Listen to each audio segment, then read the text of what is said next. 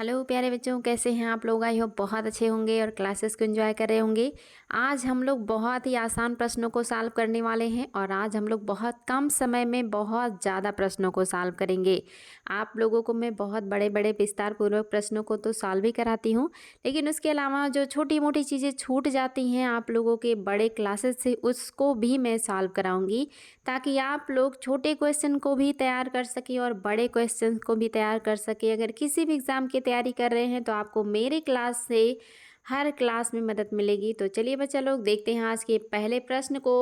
और आज का आपका पहला प्रश्न है, उलूग खां निम्न में से किस सुल्तान की उपाधि थी। आपको बताना है ये उपाधि किस सुल्तान की है। बहुत बार ये क्वेश्चन आया है एग्जाम में, फटाफट बताएंगे बच्चा लोग। पहला ऑप्शन है बलबन, दूसरा है बहराम शाह, तीसरा है इल्तुतमिश और चौथा है कैकुबाद।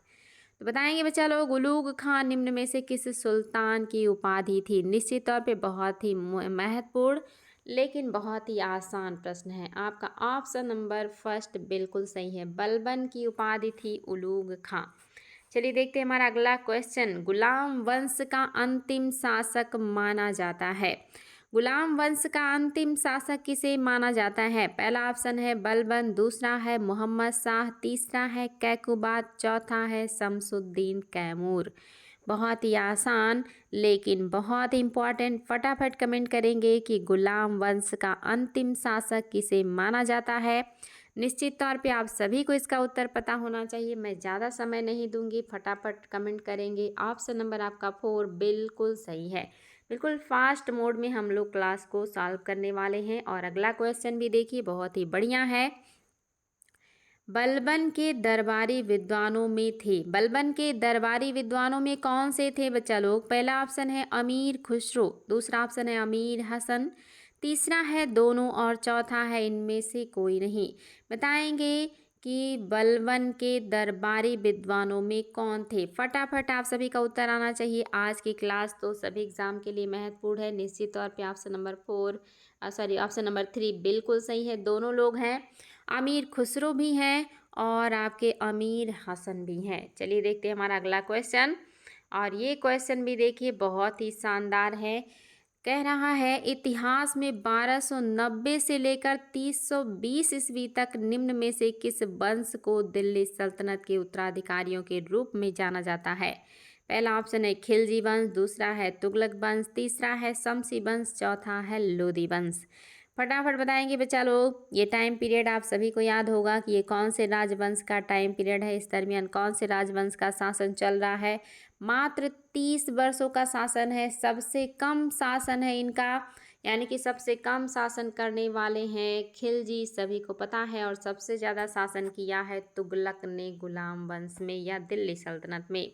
दोनों बातें याद रखेंगे। देखिए आपका अगला क्वेश्चन, और ये प्रश्न भी आपका बहुत ही बढ़िया है। जलालुद्दीन फिरोज खिलजी का प्रथम राज्याभिषेक निम्न में से कहाँ हुआ था। ये सारे क्वेश्चन आयोग के द्वारा पूछे हुए हैं। बताएंगे बच्चा लोग, फटाफट कमेंट करेंगे, शानदार प्रश्न का उत्तर देंगे। जलालुद्दीन फिरोज खिलजी का प्रथम राज्याभिषेक कहाँ पर हुआ था। पहला है किलोखरी, दूसरा ऑप्शन है दिल्ली, तीसरा ऑप्शन है मुल्तान और चौथा है कड़ा मानिकपुर। आप सभी को इसका उत्तर पता होना चाहिए बच्चा लोग। जलालुद्दीन खिलजी का प्रथम राज्याभिषेक ऑप्शन नंबर फर्स्ट बिल्कुल सही है, किलोखरी में हुआ था। चलिए इसी क्रम में देखते हैं अगला प्रश्न। और अगला प्रश्न भी देखिए आपका बहुत ही शानदार है। मुसलमानों का दक्षिण भारत पर प्रथम आक्रमण निम्न में से किस सुल्तान के समय में हुआ था। ये क्वेश्चन भी बहुत बार आयोग के द्वारा पूछा गया है। पहला ऑप्शन है जलालुद्दीन खिलजी, दूसरा है अलाउद्दीन खिलजी, तीसरा है इल्तुतमिश और चौथा है बलबन। बताएंगे बच्चा लोग, कौन से शासक के शासन काल में दक्षिण भारत में प्रथम बार आक्रमण किया गया था। निश्चित तौर पे आप सभी को इसका उत्तर पता होगा। बहुत ही इंपॉर्टेंट, बहुत ही आसान। ऑप्शन नंबर फर्स्ट बिल्कुल सही है, जलालुद्दीन खिलजी। चलिए देखते हैं हमारा अगला क्वेश्चन। अलाउद्दीन के बचपन का क्या नाम था। ये क्वेश्चन भी कई बार एग्जाम में आया हुआ है बच्चा लोग। बताएंगे, आसान, इम्पॉर्टेंट और बहुत ही बढ़िया प्रश्न। पहला ऑप्शन है अली गुरसास्प, दूसरा है आपका अली, तीसरा है तैयब और चौथा है अरकली। बताएंगे बच्चा लोग कौन सा नाम अलाउद्दीन खिलजी के बचपन का है। यह अलाउद्दीन खिलजी का वास्तविक नाम है। तो निश्चित तौर पे बहुत ही महत्वपूर्ण ऑप्शन नंबर फर्स्ट बिल्कुल सही है, अली गुरसास्प। देखिए अगला क्वेश्चन भी आपका बहुत ही शानदार है। अलाउद्दीन द्वारा किए गए सुधारों में से कौन सा सही है। अलाउद्दीन ने कौन से सुधार किए हैं और कौन सा सही है। पहला है नगद वेतन देने की प्रथा, दूसरा है स्थायी सेना रखना, तीसरा है घोड़ों को दागने की प्रथा, चौथा है सैनिकों का हुलिया लिखना और पांचवा है कि उपयुक्त सभी। बताएंगे बच्चा लोग अलाउद्दीन द्वारा किए गए सुधारों में कौन सा सत्य है, कौन सा सही है। आप सभी को पता है, कोई दम नहीं है। आज तो आप लोगों का 55 में से कम 54 क्वेश्चन तो सही ही होना चाहिए। देखते हैं कितना सही कर पाते हैं आप लोग। अगर आप लोगों को कोई प्रॉब्लम ना हो तो अपना ज़रूर बताएं स्कोर की कितना सही कर पाएँ आज आप लोग, क्योंकि आप लोगों के लिए बहुत आसान है ये सारे प्रश्न। लेकिन आज सब कुछ रिवीजन करेंगे हम लोग। नेक्स्ट क्वेश्चन है, दक्षिण भारत की विजय के लिए अलाउद्दीन खिलजी ने विश्वस्त सेना नायक था। अलाउद्दीन खिलजी का विश्वस्त सेना नायक कौन था जिसने दक्षिण भारत के क्षेत्र का विजय किया था। दक्षिण भारत के विजय अभियान को जिसने अंजाम दिया। पहला ऑप्शन है सिद्दी मौला, दूसरा ऑप्शन है महमूद बेगड़ा, तीसरा है मलिक काफूर और चौथा है शाइस्ता खां। बहुत ही आसान, बहुत ही शानदार, आप सभी के लिए बहुत ही इम्पॉर्टेंट, आप सभी को पता है। ऑप्शन नंबर 3 बिल्कुल सही है, मलिक काफूर या इनको कहते हैं 1000 दिनारी। 1000 दिनार में खरीदे गए थे ये। चलिए अगला क्वेश्चन देखिए बच्चा लोग। अलाउद्दीन खिलजी द्वारा करवाए गए निर्माण कार्यों में सही है। कौन सा निर्माण कार्य अलाउद्दीन खिलजी द्वारा करवाया गया है आपको ये बताना है। पहला ऑप्शन है जमैयत खाना मस्जिद, दूसरा ऑप्शन है अलाई दरवाज़ा, तीसरा ऑप्शन है 1000 खंबा महल, चौथा है सीरी का किला और पांचवा है उपरोक्त सभी। बताएंगे बच्चा लोग अलाउद्दीन खिलजी द्वारा करवाए गए निर्माण कार्यों में कौन सा है जो कि सही है। Very very important and very easy and very very very आप लोगों के लिए आसान। आप सभी को पता है कि सभी बातें बिल्कुल सही हैं। जमैयत खाना मस्जिद भी बनवाया था, लाई दरवाज़ा भी बनवाया, 1000 खंबा महल भी और सीरी का किला भी। ये सारे निर्माण कार्य अलाउद्दीन खिलजी के द्वारा कराए गए हैं। अगला क्वेश्चन भी देखिए, बहुत ही आसान और बहुत ही महत्वपूर्ण है। अलाउद्दीन खिलजी ने सिकंदर सानी की उपाधि किस विजय के उपलक्ष्य में धारण की थी। पहला ऑप्शन है मंगोल, दूसरा है दक्षिण भारत, तीसरा है मेवाड़ और चौथा है गुजरात। फटाफट बताएंगे बच्चा लोग। अलाउद्दीन खिलजी ने सिकंदरी सानी की उपाधि धारण की थी, लेकिन किस उपलक्ष्य में उन्होंने उपाधि धारण की थी ये बताना है आप सभी को। और निश्चित तौर पे उस समय का सबसे महत्वपूर्ण जो विजय हुआ करता था, जो महत्वपूर्ण अभियान हुआ करता था, जो महत्वपूर्ण आक्रमण होता था वो था मंगोलों का आक्रमण। ऑप्शन नंबर फर्स्ट बिल्कुल सही है। अगला क्वेश्चन देखते हैं, दिल्ली सल्तनत में किस सुल्तान की समय सर्वाधिक मंगोल आक्रमण हुए थे। किस सुल्तान के समय सबसे ज़्यादा मंगोलों ने आक्रमण किया। ये क्वेश्चन भी एग्जाम में बहुत ही ज़्यादा पूछा जाने वाला है। निश्चित तौर पे मेरे बच्चों को इन सारे प्रश्नों में कोई कन्फ्यूज़न नहीं होना चाहिए। फटाफट कमेंट कीजिएगा कि कौन से सुल्तान के शासनकाल में सबसे ज़्यादा मंगोलों ने आक्रमण किया है। आप सभी को कोई डाउट नहीं होना चाहिए। इल्तुतमिश, अलाउद्दीन खिलजी, बलबन और मोहम्मद बिन तुगलक में। ऑप्शन नंबर 2 बिल्कुल सही है। अलाउद्दीन खिलजी के टाइम पीरियड में सबसे ज़्यादा मंगोल आक्रमण देखने को मिलता है। अगला क्वेश्चन भी देखिए, बहुत ही बढ़िया है।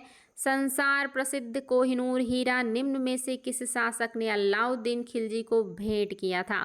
बताएंगे बच्चा लोग, बहुत ही इम्पॉर्टेंट और कई बार ये प्रश्न एग्जाम में पूछा गया है कि संसार का प्रसिद्ध कोहिनूर हीरा किसने अलाउद्दीन खिलजी को भेंट किया था। पहला ऑप्शन है प्रताप रुद्र देव द्वितीय, दूसरा है रामचंद्र देव, तीसरा है बल्लाल सेन, चौथा है शंकर देव।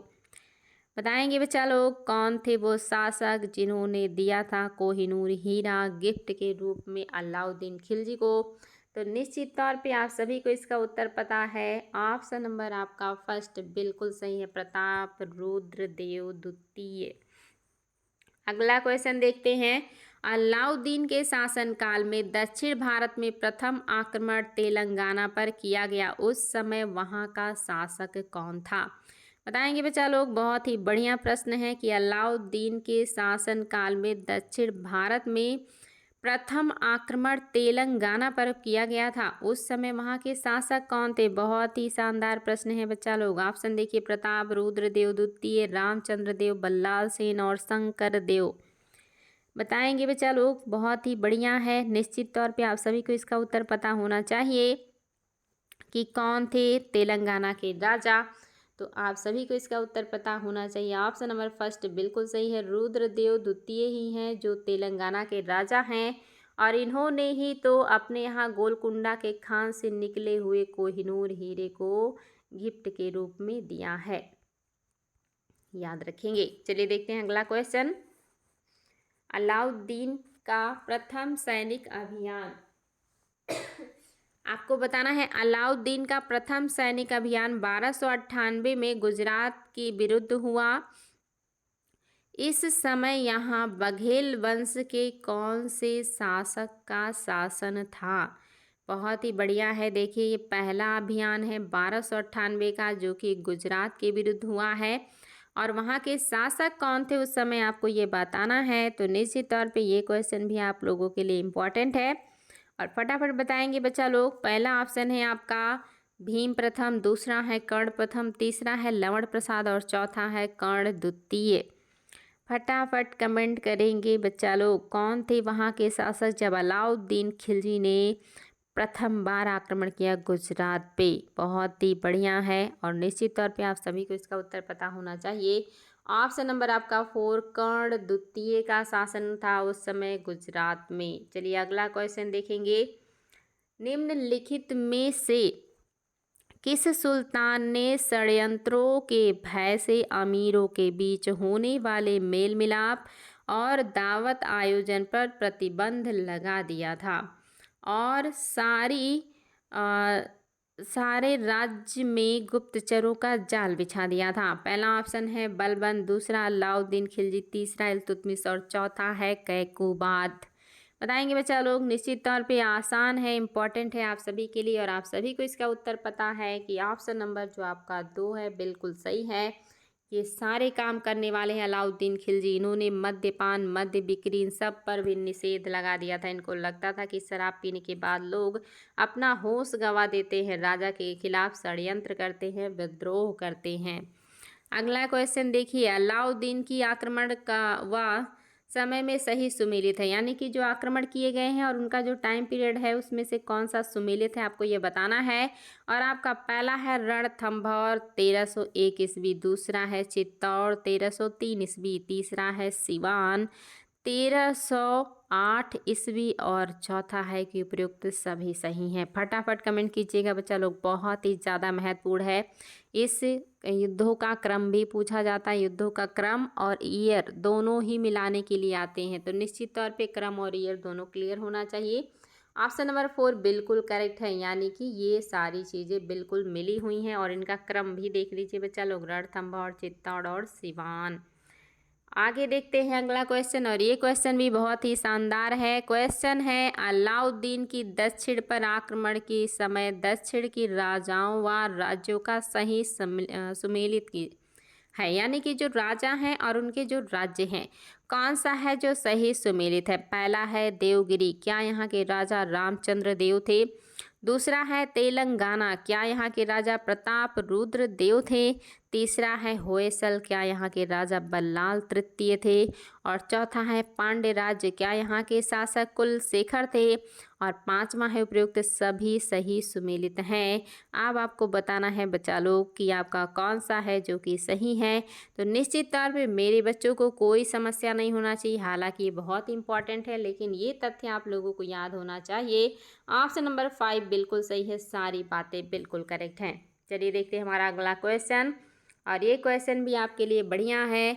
1301 में अलाउद्दीन की रणथंभौर पर आक्रमण के समय वहां का शासक कौन था? कौन थे रणथंभौर के शासक जब 1301 ईस्वी में वहां पे अलाउद्दीन खिलजी का आक्रमण हुआ था? पहला ऑप्शन है गोविंद राज, दूसरा है हमीर देव, तीसरा है अजय राज, चौथा है वासुदेव। बताएंगे बच्चा लोग, फटाफट कमेंट करिएगा क्योंकि ये क्वेश्चन भी आपके लिए बहुत ही ज़्यादा इम्पॉर्टेंट है। तो निश्चित तौर पे इसका उत्तर आप सभी को पता होना चाहिए कि रणथंभौर के शासक कौन थे जब अलाउद्दीन खिलजी ने वहाँ पर आक्रमण किया था। फटाफट आप सभी का उत्तर आना चाहिए। ऑप्शन नंबर बी बिल्कुल करेक्ट है, हमीर देव का शासन था। चलिए आगे बढ़ेंगे और देखेंगे अगला क्वेश्चन। 1303 ईस्वी में अलाउद्दीन के चित्तौड़ अभियान के समय वहाँ का शासक कौन था। 1303 ईस्वी में अलाउद्दीन ने चित्तौड़ पर आक्रमण किया था। देखिए ईयर और क्रम सब कुछ याद करते चलेंगे। शासक कौन था ये भी याद करते चलेंगे। राणा संग्राम, राणा रतन सिंह, राणा लाखा, राणा मोकल। फटाफट बताएंगे बच्चा लोग। Very easy and very important question, इतिहास प्रसिद्ध क्वेश्चन है ये निश्चित तौर पे, क्योंकि यहाँ से जुड़ा हुआ है रानी पद्मिनी की कहानी। तो निश्चित तौर पे सबको पता है राणा रत्न सिंह और पद्मिनी की कहानी यहीं से जुड़ा हुआ है। तो आपका ऑप्शन नंबर जो राणा रत्न सिंह है ये बिल्कुल करेक्ट हो जाएगा। चलिए देखते हैं हमारा अगला क्वेश्चन और देखते हैं कि अगले क्वेश्चन में क्या है। नेक्स्ट क्वेश्चन है, मलिक मोहम्मद जायसी की पद्मावत के अनुसार अलाउद्दीन ने चित्तौड़ पर आक्रमण क्यों किया था। क्या उद्देश्य था चित्तौड़ पर आक्रमण करने का जो है अलाउद्दीन खिलजी के। तो निश्चित तौर पे ऑप्शन है धन लूटना, दूसरा है चित्तौड़ राज्य को हस्तगत करना, तीसरा है रानी पद्मिनी को प्राप्त करना और चौथा है इनमें से कोई नहीं।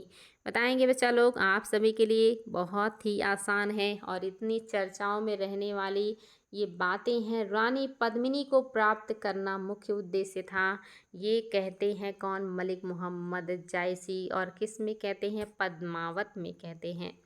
अगला क्वेश्चन भी देखिए बच्चा लोग। क्वेश्चन है, बाजार नियंत्रण के लिए अलाउद्दीन ने निम्न में से कौन से नवीन पद सृजित किए थे।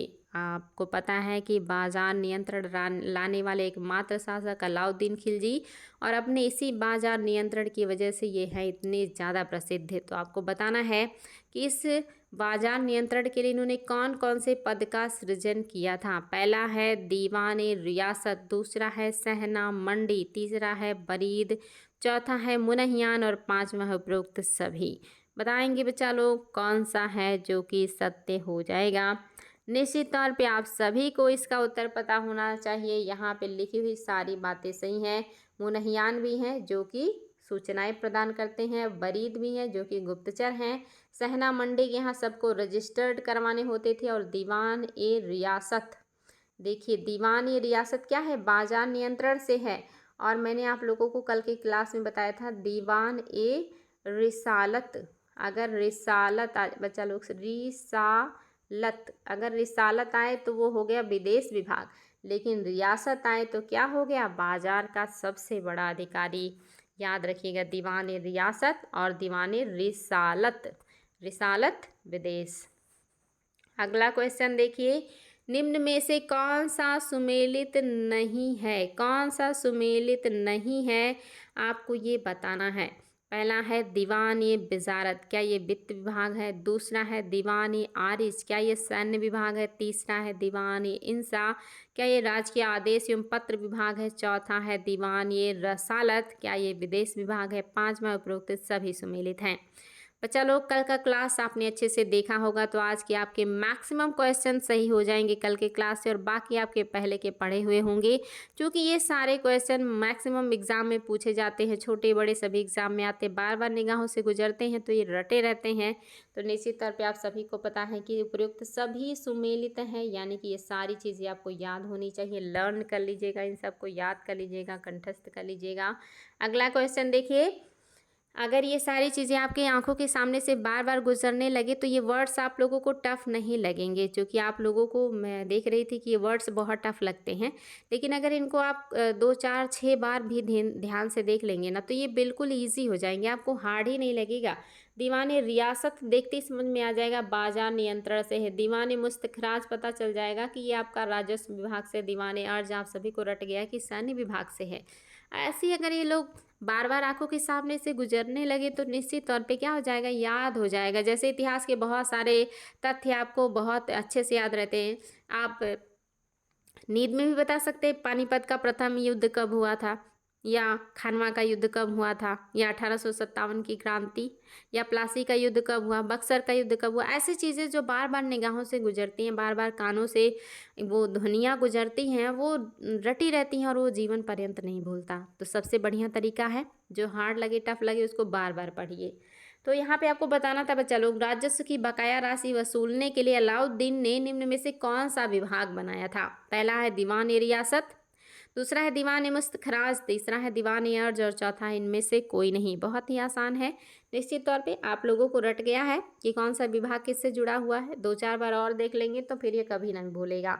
तो सबको पता है कि रियासत तो आपका किससे हो गया, बाजार नियंत्रण से है, और अगर रिसालत होता विदेश हो जाता। अर्ज है सैन्य विभाग या सुरक्षा है, दीवान ए मुस्तखराज ही क्या है, ये राजस्व विभाग से जुड़ा हुआ है। ऑप्शन नंबर 2 बिल्कुल करेक्ट है। अगला क्वेश्चन देखिए बच्चा लोग, सल्तनत काल में राशनिंग व्यवस्था लागू करने वाला प्रथम सुल्तान कौन था। राशनिंग व्यवस्था आप सभी लोग जानते हैं, जो अनाज को स्टोर करके रखा जाता है और सूखा काल के समय जो सरकार के द्वारा लोगों को प्रदान किया जाता है उसी को राशनिंग कहा जाता है। ये व्यवस्था बहुत पहले से शुरू हो गई थी और किसके समय में हुई थी सभी को पता है, पढ़ा चुकी हूँ पहले के क्लासेस में व्याख्या के दरमियान। मोहम्मद बिन तुगलक, बलबन, अलाउद्दीन खिलजी, इल्तुतमिश। फटाफट कमेंट कीजिएगा, नो डाउट और नो टाइम।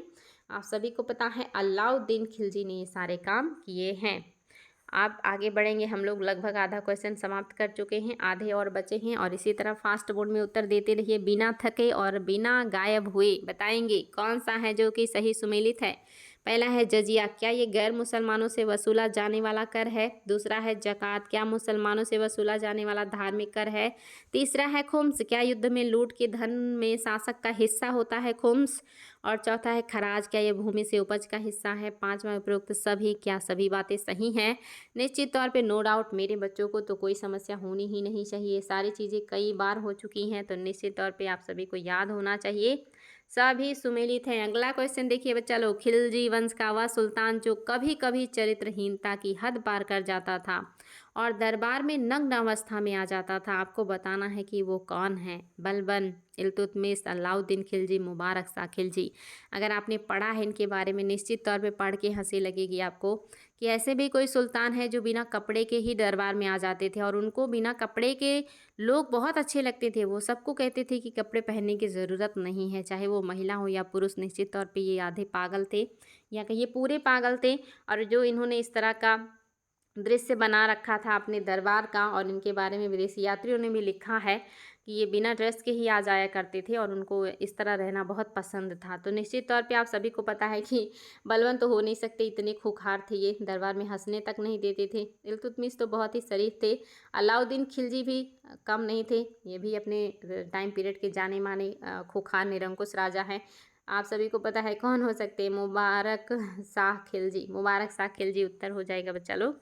चलिए देखते हैं हमारा अगला क्वेश्चन, तूतीय हिंद निम्न में से किस विद्वान को कहा जाता था। तूतीय हिंद, हिंद का तोता। बताएंगे बच्चा लोग, सभी को पता है कि कौन है हिंद का तोता। ऑप्शन है अमीर खुसरो, दूसरा है इब्न बतूता, तीसरा ईसामी और चौथा है अमीर हसन। निश्चित तौर पे मेरे सभी बच्चों को ये सारी चीज़ें रटी हैं, कोई गलती होना ही नहीं चाहिए। अमीर खुसरो हैं तूतीय हिंद या हिंद का तोता। आप सभी को इनका उत्तर पता है। आगे बढ़ेंगे और देखेंगे हमारा अगला प्रश्न, सितार, तबला एवं नगाड़ा जैसे वाद्य यंत्रों की आविष्कार का श्रेय निम्न में से किसे दिया जाता है। आप सभी को पता है, बहुत ही इंपॉर्टेंट, बहुत ही शानदार प्रश्न है और आप लोगों के लिए बहुत ही आसान। फटाफट बताएंगे बच्चा लोग, अमीर खुसरो, खिज्र खां, अमीर हसन और लाल खां कौन है जिन्होंने इतने सारे वाद्य यंत्रों का आविष्कार किया है। और आप सभी को पता है वो महान भाव कौन है, अमीर खुसरो। अमीर खुसरो जी ने ही ये किया है, कव्वाली का आविष्कार भी उन्होंने ही किया था। अगला क्वेश्चन भी देखिए, बहुत ही बढ़िया, इंपॉर्टेंट और आप लोगों के लिए बहुत ही आसान। निम्न पुस्तक एवं उनके लेखक के संबंध में कौन सा सही सुमेलित है। पहला है खजाइन उल फुतूह, क्या ये अमीर खुसरो का है। दूसरा है फुतूह अस सलातिन, क्या ये इस्लामी का है। तीसरा है रेहला, क्या ये इब्न बतूता का है। चौथा है किताबुल हिंद, क्या ये अल बरूनी का है। और पांचवा उपरोक्त सभी। बताएंगे बच्चा लोग कौन सा है जो कि सही सुमेलित है। निश्चित तौर पे इसमें कोई डाउट होना ही नहीं चाहिए। ये सारी बहुत ही चर्चित कृतियां हैं, बहुत ही इम्पॉर्टेंट पुस्तकें हैं, बहुत ही इम्पॉर्टेंट रचनाएं हैं। आप सभी को इनका उत्तर पता होना चाहिए। सभी बातें बिल्कुल सही हैं। खजाइनुल फुतू, अमीर खुसरो, फुतुहात अस-सलातिन, इसामीर रेहला, इब्न बतूता और किताबुल हिंद अल बरनी। आगे बढ़ेंगे बच्चा लोग और देखेंगे हमारा अगला क्वेश्चन। अंतर विरोधों का विस्मयकारी मिश्रण, रक्त पिपासु, स्वप्नशील, असफलताओं का बादशाह आदि उपनाम निम्न में से किसे प्रदान किया गया है। कौन से शासक के लिए ऐसे शब्दों का संबोधन किया गया है इतिहास में। आप सभी को पता होगा ये राजा अपने जो है चीज़ों के लिए बहुत ही ज़्यादा प्रसिद्ध हैं या कहिए कि बदनाम हैं। पहला ऑप्शन है सिकंदर लोदी, दूसरा है अलाउद्दीन खिलजी, तीसरा है बलबन और चौथा है मोहम्मद बिन तुगलक। फटाफट बताएंगे बच्चा लोग कौन से राजा के बारे में ऐसी बातें की जाती हैं। तो निश्चित तौर पे कोई डाउट नहीं है मेरे बच्चों को, ऑप्शन नंबर 4 बिल्कुल सही है, मोहम्मद बिन तुगलक। चलिए देखते हैं बच्चा लोग अगला क्वेश्चन। और ये प्रश्न भी देखिए बहुत ही है बढ़िया और आप लोगों के लिए बहुत ही इम्पोर्टेंट और बहुत ही आसान। मोहम्मद बिन तुगलक के समय 1333 में कौन प्रसिद्ध अफ्रीकी यात्री भारत आया था। आप लोगों को तो ये भी पता है कि अफ्रीका के किस कंट्री से आए थे। इतना ही नहीं, उस कंट्री के कौन से जगह पे इनका जन्म हुआ था या आपको ये भी पता है। तो अगर याद है तो फटाफट कमेंट कीजिएगा अफ्रीका के कौन से कंट्री और कौन से प्लेस से आए थे और कौन आए थे।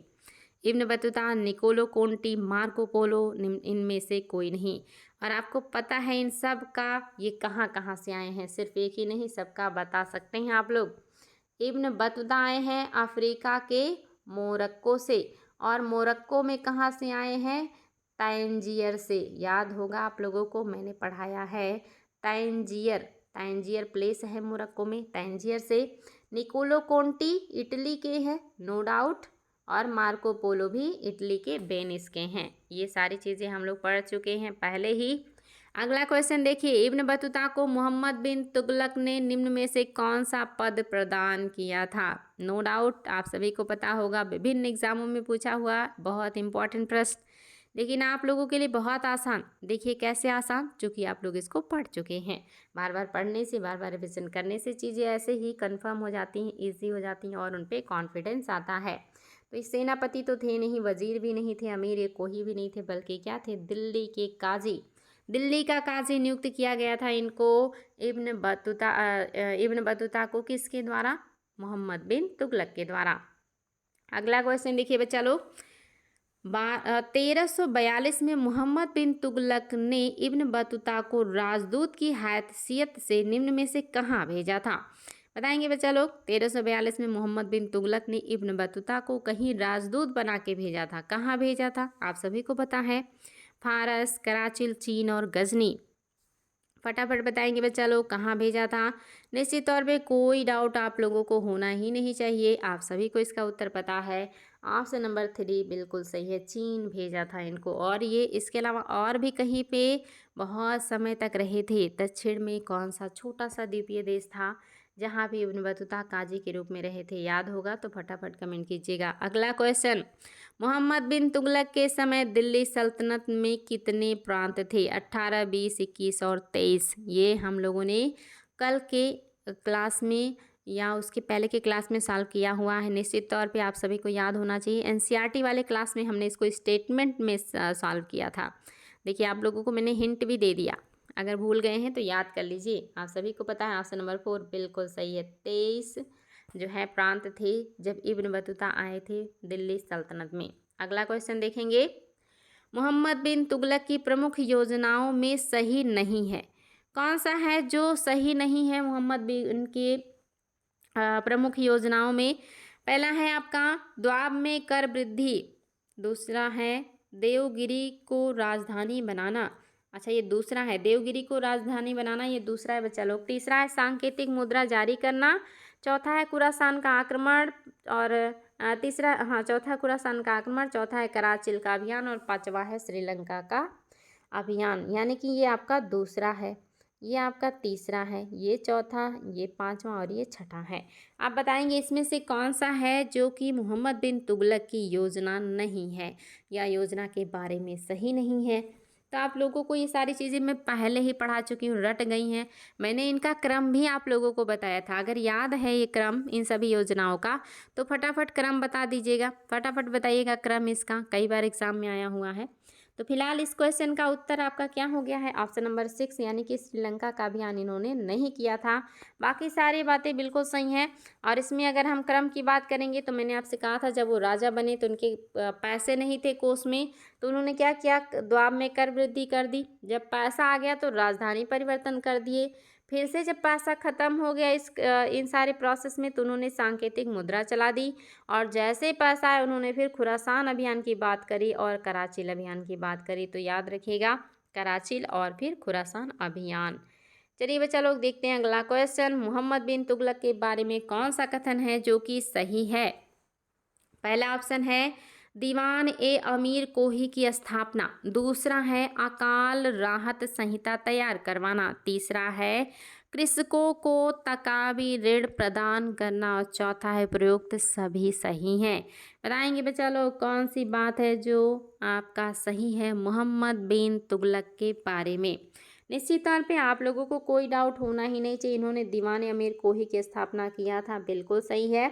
इन्होंने अकाल राहत संहिता भी तैयार करवाई थी और कृषकों के लिए तकावी ऋण यानी कि कृषि ऋण की जो है उपलब्धता भी कराई थी। सभी बातें बिल्कुल करेक्ट हैं, इसमें कोई भी डाउट नहीं है। अगला क्वेश्चन देखिए, बंगाल निम्न में से किसकी समय में दिल्ली सल्तनत से पूर्ण स्वतंत्र हो गया था? किसके समय पीरियड में बंगाल दिल्ली सल्तनत से पूर्ण रूप से स्वतंत्र हो गया था? पहला ऑप्शन है अलाउद्दीन खिलजी, दूसरा है मोहम्मद बिन तुगलक, तीसरा है इल्तुतमिश और चौथा है फिरोज तुगलक। बताएंगे बच्चा लोग कौन सा है जो कि आपका सही हो जाएगा? निश्चित तौर पे आपके लिए ये क्वेश्चन बहुत ही आसान है कि कौन से वो सुल्तान हैं जिनके टाइम पीरियड में दिल्ली जो है वो सल्तनत से फ्री हो गया था, या कहिए कि जो है जो बंगाल है ये दिल्ली सल्तनत से क्या हो गया था, फ्री हो गया था, यानी कि स्वतंत्र हो गया था। बताएंगे बच्चा लोग, फटाफट कमेंट करिएगा कि कौन सा है जो कि सही हो जाएगा। निश्चित तौर पे आप सभी को इसका उत्तर पता होना चाहिए कि कौन सा है जो कि आपका सत्य हो जाएगा। ऑप्शन नंबर आपका जो 2 है बिल्कुल सही है। मोहम्मद बिन तुगलक के टाइम पीरियड में ही बंगाल दिल्ली सल्तनत से अपने आप को अलग कर लिया था या स्वतंत्र कर लिया था। ये चीज़ भी आप लोगों को बिल्कुल याद कर लेना है। चलिए हम लोग आगे बढ़ेंगे और देखेंगे हमारा अगला क्वेश्चन। निम्न में से किस सुल्तान के लिए यह कहा जाता है कि सुल्तान को उसकी प्रजा से और प्रजा को उसके सुल्तान से मुक्ति मिल गई? ये स्टेटमेंट तो बहुत ही फेमस है निश्चित तौर पे, और आप सभी को इसका उत्तर पता होगा क्योंकि ये आप लोगों के लिए काफ़ी इम्पॉर्टेंट है और आसान भी है क्योंकि हम लोग इस पर पहले ही चर्चा कर चुके हैं। मैं तो बस आज आप लोगों को कुछ सेकेंड या मिनट का टाइम दे रही हूँ कि आप लोग फटाफट जो है अपनी बातों को कहें और उत्तर फटाफट दें। तो चलिए बच्चा लोग देखते हैं हमारा आज का ये उत्तर क्या हो जाएगा। तो ये आप सभी को पता है मोहम्मद बिन तुगलक के बारे में किसने कहा है? लेन पूल का स्टेटमेंट है। अगला क्वेश्चन देखिए, मोहम्मद बिन तुगलक इस समय 1336 में दक्षिण में निम्न में से मोहम्मद बिन तुगलक के समय में 1336 में दक्षिण में निम्न में से किसने विजयनगर साम्राज्य की स्थापना की थी? विजयनगर साम्राज्य की स्थापना किसके टाइम पीरियड में हुआ है? मोहम्मद बिन तुगलक के टाइम पीरियड में हुआ है। किसने किया है ये आपको बताना है। पहला है हरिहर, दूसरा है बुक्का, तीसरा है हरिहर एवं बुक्का और चौथा है कि कृष्णदेव राय। निश्चित तौर पे ये क्वेश्चन भी देखिए सभी को रटा होगा क्योंकि ये सारी चीज़ें निगाहों के सामने से बार बार गुजरती हैं, इसीलिए सभी बच्चों को इसका उत्तर पता रहता है। चलिए देखते हैं हमारा अगला क्वेश्चन। निम्न में से किस सुल्तान के समय में 1347 ईस्वी में अलाउद्दीन बहमन शाह ने दक्षिण में बहमनी राज की स्थापना की है? बताएंगे बच्चा लोग, ये क्वेश्चन भी बहुत ही ज़्यादा इम्पोर्टेंट है और एग्ज़ाम में बार बार पूछा जाने वाला प्रश्न है कि किसके टाइम पीरियड में दक्षिण में अलाउद्दीन बहमन शाह ने बहमनी राज्य की स्थापना की। एक तरफ विजयनगर राज्य की स्थापना हो रही, दूसरी तरफ बहमनी राज्य की स्थापना हो रही है। निश्चित तौर पे किसका टाइम पीरियड है? मोहम्मद बिन तुगलक, क्योंकि मोहम्मद बिन तुगलक के टाइम पीरियड में ही सबसे ज़्यादा विद्रोह हुए और इसी को दबाते दबाते इनकी मृत्यु हो गई। दक्षिण के जितने राज्य थे वो सब धीरे धीरे करके स्वतंत्र हो गए और अपना अपना राज्य की स्थापना कर लिए। अगला क्वेश्चन देखिए बच्चा लोग, फिरोज तुगलक के समय 24 कष्टदायक करों को समाप्त कर दिया गया। निम्न में से कौन से करों को प्रचलन में रखा गया था? यानी कि 24 को तो समाप्त कर दिया गया, लेकिन कौन से कर प्रचलन में थे ये आपको बताना है। पहला है खराज, दूसरा है खुम्स, तीसरा है जजिया, चौथा है जकात, पांचवा है उपरोक्त सभी। बताएंगे बच्चा लोग कौन सा है जो कि सही हो जाएगा। निश्चित तौर पे बहुत ही इंपॉर्टेंट है, लेकिन आप लोगों के लिए बहुत ही आसान, जो कि आप सभी को पता है। इसका जो उत्तर है वो है ऑप्शन नंबर 5, यानी कि ये सभी चारों कर प्रचलन में थे, लेकिन जो छोटे मोटे बहुत सारे कर थे उसमें से 24 कष्टदायक करों को फिरोज शाह तुगलक ने समाप्त कर दिया था। अगला क्वेश्चन भी देखिए, फिरोज शाह तुगलक से ही है और यहाँ पे पूछा है उनके शासनकाल का टाइम पीरियड। आपको शासनकाल का टाइम पीरियड बताना है। बताएंगे कौन सा हो जाएगा? 1347 से 1362, 1350 से 1380, 1351 से 1388 या 1366 से 1388। बताएंगे बच्चा लोग, फटाफट कमेंट करेंगे। ये टाइम पीरियड भी एग्जाम में पूछा हुआ है, तो निश्चित तौर पे आप सभी को इसका उत्तर पता होना चाहिए। ऑप्शन नंबर जो आपका 3 है बिल्कुल सही है। 1351 में मोहम्मद बिन तुगलक की मृत्यु हुई, ये राजा बने और 1388 तक इनका शासन था। सबसे ज़्यादा समय तक शासन करने वाले हैं तुगलक वंश के शासक। अगला क्वेश्चन, सल्तनत काल का प्रथम सुल्तान जिसने सर्वप्रथम ब्राह्मणों पर जजिया कर लगाया। ये सब तो आप लोगों को रटा होगा, सपने में भी कोई पूछ ले तो आप लोग नाम बता देंगे कि कौन से सुल्तान ने ब्राह्मणों से भी जजिया वसूला था। जो कि ये सब चीज़ें आंखों के सामने से इतनी बार गुजरी होंगी, आप लोगों के निश्चित तौर पे याद तो होना ही था। ऑप्शन नंबर 3 बिल्कुल सही है, फिरोज शाह तुगलक ने ऐसा काम किया है और ये आयोग के द्वारा बहुत ज़्यादा पूछा गया है। अगला क्वेश्चन भी देखिए, नहरों का निर्माता निम्न में से किस शासक को कहा जाता है? ये क्वेश्चन भी बहुत बार आया है कि किस शासक को नहरों का निर्माता कहा जाता है। पहला है फिरोज तुगलक, दूसरा है मोहम्मद बिन तुगलक, तीसरा है अलाउद्दीन खिलजी और चौथा है सिकंदर लोदी। बताएंगे बच्चा लोग, नहरों का निर्माता किस शासक को कहा जाता है? तो आप सभी को इसका उत्तर पता है कि ऑप्शन नंबर 1 बिल्कुल सही है, फिरोज शाह तुगलक। बहुत बार डिस्कशन हो चुका है। सबसे पहले गयासुद्दीन तुगलक ने शुरू किया, लेकिन फिरोज शाह तुगलक ने सबसे ज़्यादा या कहिए बड़े पैमाने पर नहरों का निर्माण करवाया था। अगला क्वेश्चन देखिए बच्चा लोग, फिरोज तुगलक में एक नवीन सरकार का कर, अच्छा, एक नवीन प्रकार का कर लगाया था। फिरोज तुगलक ने एक नवीन प्रकार का कर लगाया था, वह कौन सा था? बहुत सारे कर इन्होंने समाप्त किए, आपने देखा इन्होंने 24 कर समाप्त किए, लेकिन कोई नया कर इन्होंने लगाया भी था। वो कर कौन सा था? पहला है कृषि कर, दूसरा है सिंचाई कर, तीसरा है मवेशी कर, चौथा है चारागाह कर। तो अगर आपको याद हो तो आप सभी को पता है कि मवेशियों पर, चारागाहों पर और घरों पे कर तो सबसे पहले अलाउद्दीन खिलजी ही लगा चुके थे और सबसे ज़्यादा नहरों का निर्माण इन्होंने किया, यानी कि सिंचाई व्यवस्था की। अब अगर नहरों का निर्माण किया है, सिंचाई लोग उससे करेंगे, तो लोगों को क्या करना पड़ेगा? सिंचाई कर देना पड़ेगा। और इस सिंचाई कर का नाम क्या था? हक ए सर्व। क्या नाम था बच्चा लोग? हक ए सर्व। हक ए सर्व, ये क्वेश्चन भी आया, हक ए सर्व क्या है या किसने लगाया था? देखिए अगला क्वेश्चन, फिरोज तुगलक के किए गए कार्यों में से सही है। फिरोज तुगलक के किए गए कार्यों में से कौन सा सही है? पहला है सरकारी पदों एवं सैनिक पदों को वंशानुगत बनाना, दूसरा है सैनिकों को वेतन के बदले जागीर देने की प्रथा को पुनर्जीवित करना, तीसरा है जगन्नाथ मंदिर एवं ज्वालामुखी मंदिर को तुड़वाना, चौथा है उपरोक्त सभी। बताएंगे बच्चा लोग, फिरोज शाह तुगलक द्वारा किए गए कार्यों में कौन सा है जो कि सही है? निश्चित तौर पे ये सारे पॉइंट आप लोगों के लिए बहुत ही ज़्यादा इम्पॉर्टेंट है। इन सब को आप लोगों को याद करके रखना है। ऑप्शन नंबर 4 बिल्कुल सही है, उपरोक्त सभी बातें बिल्कुल करेक्ट हैं। चलिए बच्चा लोग देखते हैं हमारा अगला क्वेश्चन, फिरोज शाह तुगलक द्वारा बनाए गए नए विभाग में से कौन सा सही है? कौन सा नया विभाग फिरोज शाह तुगलक ने बनाया था, आपको ये बताना है। पहला है दीवान ए बंदगान, दूसरा है दीवान ए खैरात, तीसरा है दोनों, चौथा है कि इनमें से कोई नहीं। तो आप सभी को पता है कि कौन से विभाग की स्थापना फिरोज शाह तुगलक ने किया था, और ये बार बार एग्जाम में क्वेश्चन पूछा जाता है। आप सभी को पता है दोनों बातें बिल्कुल करेक्ट हैं। इसके अलावा इन्होंने और भी बहुत सारे विभाग बनाए थे, और वो सारी चीज़ें भी आप सभी को मैं पढ़ा चुकी हूँ। अगला क्वेश्चन देखिए बच्चा लोग, निम्न में से किसके शासनकाल में टोपरा और मेरठ से अशोक के स्तंभ लेख को लाकर दिल्ली में स्थापित किया गया था? मोस्ट इंपॉर्टेंट क्वेश्चन बच्चा लोग, ये तो मैंने नेट के एग्जाम में भी देखा था। जब मैंने नेट दिया था आज से 4 साल पहले, तब ये क्वेश्चंस मुझे मिले थे। निम्न में से किसके शासनकाल में टोपरा और मेरठ के स्तंभ लेख को अशोक के स्तंभ लेख को दिल्ली लाया गया था? आप सभी को इसका उत्तर पता होना चाहिए। गयासुद्दीन तुगलक, मोहम्मद बिन तुगलक, तिलतुतमिश या फिरोज शाह तुगलक। निश्चित तौर पे सभी को ये पता होगा, जो कि बहुत ही इंपॉर्टेंट है, आयोग का फेवरेट, बहुत ज़्यादा पूछा जाता है। ऑप्शन नंबर जो आपका 4 है बिल्कुल सही है।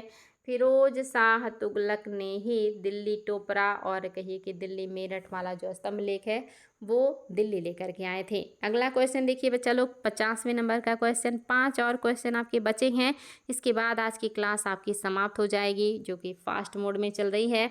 फिरोज तुगलक ने अनाथ मुस्लिम महिलाओं, विधवाओं और लड़कियों के लिए एक नई विभागीय स्थापना किया था। आपको बताना है नए विभाग का नाम, जो कि लड़कियों के लिए, महिलाओं के लिए और विधवाओं के लिए बनाया गया था, और भी मुस्लिम। पहला है दीवान खैरात, दूसरा है दीवान बंदगान, तीसरा है दीवान मददमाश और चौथा है दीवान जकात। बताएंगे बच्चा लोग कौन सा है जो कि आपका सही हो जाएगा। निश्चित तौर पे आप लोगों के लिए ये क्वेश्चन भी काफ़ी इम्पोर्टेंट है, लेकिन आप लोगों के लिए काफ़ी आसान है, क्योंकि आप सभी को पता है कि दीवानी बंदगाह दासों के लिए था। दीवानी मदद ये मास ये तो लोगों को मदद करने के लिए था। दीवानी जकात ये तो कोई जो है विभाग ही नहीं था। दीवान खैरात यानी कि महिलाओं को, विधवाओं को, लड़कियों को मदद करने के लिए दीवान खैरात की स्थापना किया गया था।